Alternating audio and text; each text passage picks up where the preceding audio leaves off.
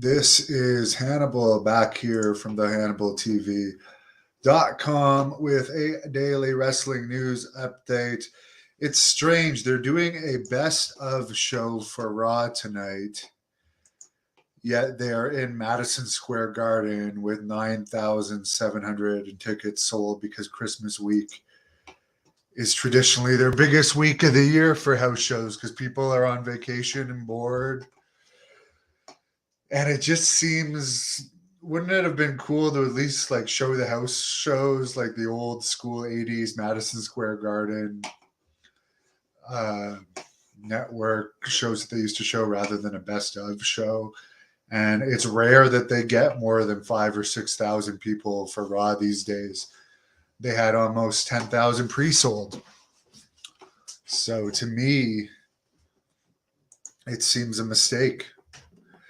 Because with almost 10,000 pre-sold, if that had been a television taping, you probably would have had over 10,000 for sure.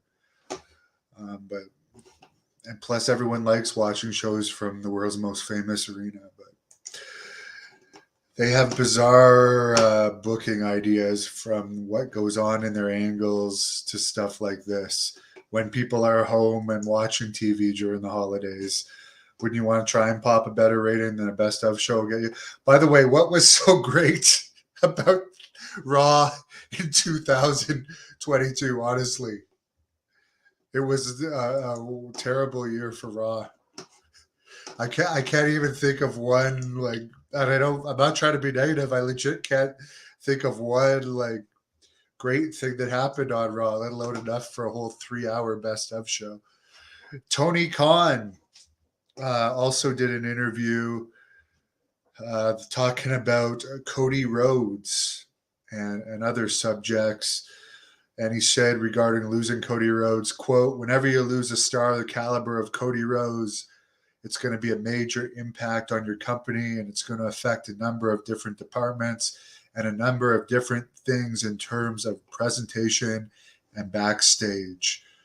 When he left, it was a major challenge," end quote. Well, why did you let such an important guy go?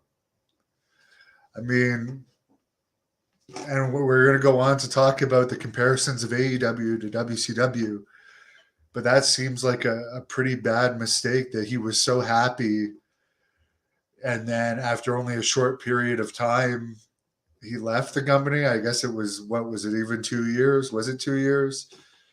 And I don't know if there was an extra option that Khan let him out of or not, but it seems like that was a big mistake. That was the beginning of the drop of a lot of the momentum, with that continuing with CM Punk, that whole incident. And now you're paying him to sit at home. You're paying Andrade to sit at home, Miro to sit at home.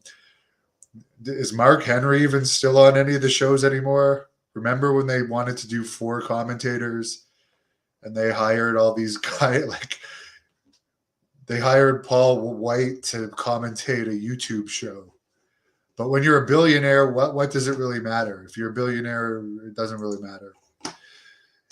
And I guess people do compare AEW to WCW because billionaire Ted, billionaire Khans, but the Khans actually have more money than Ted Turner. They're worth $14 billion.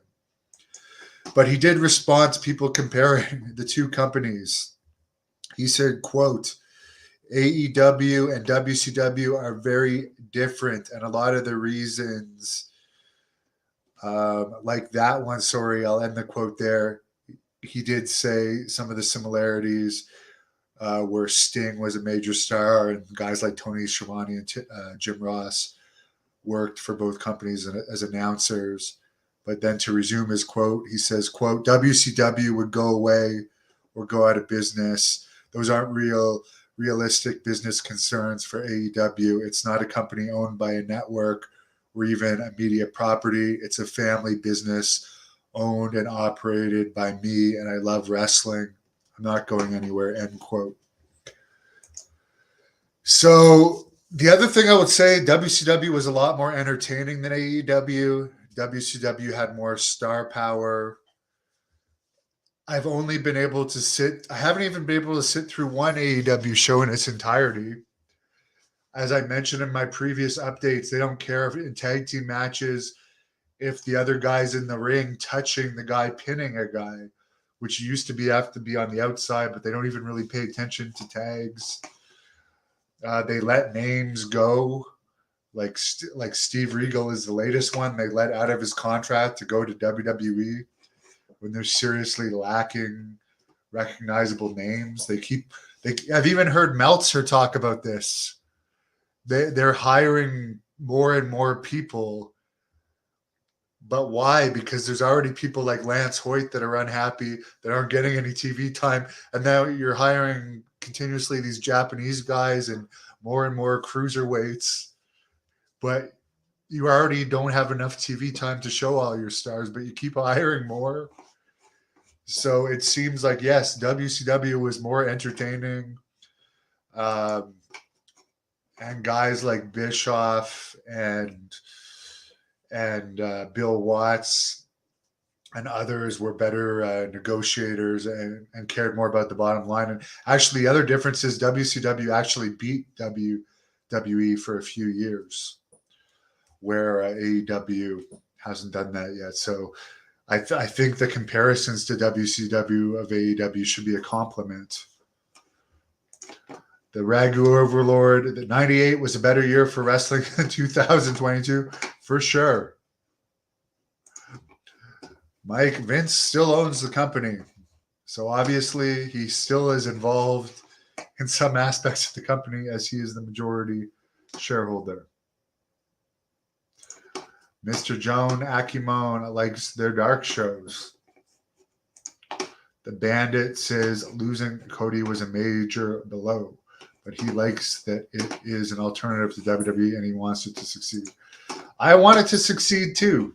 It's something else for me to talk about. I just wish that the product was more entertaining and it didn't cater so much to the Smart Mark audience. That's just my wish. I do think Tony Khan seems like a nice guy, and his heart is in the right place, and he's a billionaire, so he can do whatever he wants. So good for him. And on that note, I'm gonna have to do some DDP yoga soon because I ate a huge Boxing Day feast tonight. Wish everybody a good night. Thank you for watching the Hannibal TV. Please like this video if you enjoyed it and click the subscribe button to not miss any of our latest shoot interviews, match videos, or news updates.